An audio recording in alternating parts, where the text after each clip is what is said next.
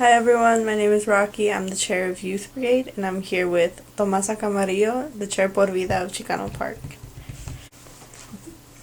So Tommie, I want to ask you a few questions about your life growing up, life in the park and everything. And one of the first questions that I have for you is, what kept you fighting for Chicano Park throughout all of the years? Because of the fact that we're the ones that fought for Chicano Park from the very get-go, from the beginning. It was like a group of us, which was actually the Chicano Park Steering Committee.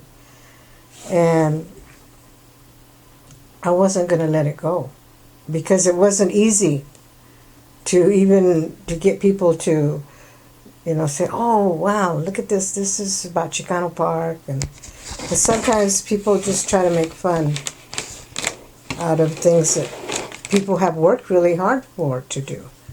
Just like Chicano Park didn't just all of a sudden fly down from the sky. You're talking about how you have always envisioned the park as something that the people wanted. I wanted to ask about the kiosco. What was the designing behind that?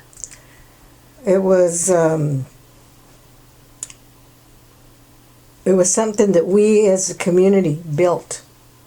We built that and designed it the way we wanted it, which wasn't much different than what it ended up being anyway.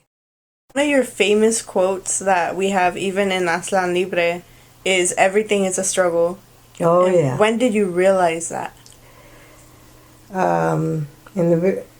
Close to the beginning of the takeover, because everything was a struggle.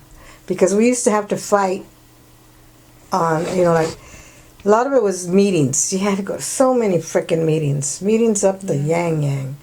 And a lot of it wasn't true, because some people that thought that they were, their shit didn't smell, they would walk around and a lot of the stuff that they were talking about had nothing to do with what we were actually talking about. So, myself, Josie Talamantes, we were there from the beginning, and we wanted to make sure that nothing was changed, because we wanted original. We didn't want something that somebody else is saying, oh yeah, Chicano Park was this or it is that. No, there's a way that it was from the very get-go. So how do you feel 52 years later? And the park is still old. 52 years older. But that's okay. I mean, hey, eventually everybody gets older. It's just some people get older in better ways and better shapes and stuff than some of us older people. But ni modo, who cares?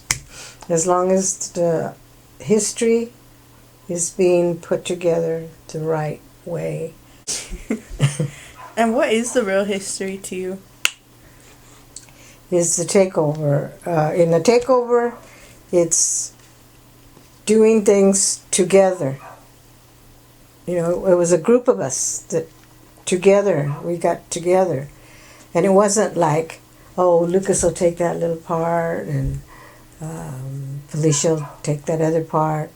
It wasn't just like a one-man thing, just throwing assignments to certain people. And one of the questions that I have is, what advice do you want to give to the youth who are just coming in? Depending on what your goal is your committee or your group,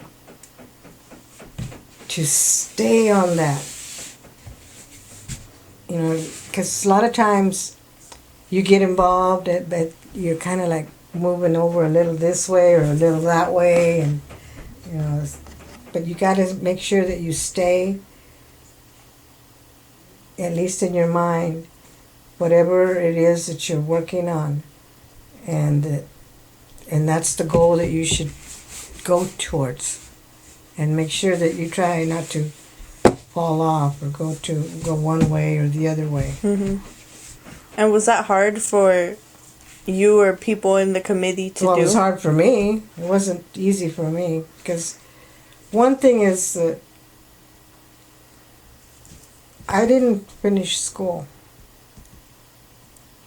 So I've always felt that I'm not a good person to refer to when it comes to a lot of educational things, because I don't give myself credit for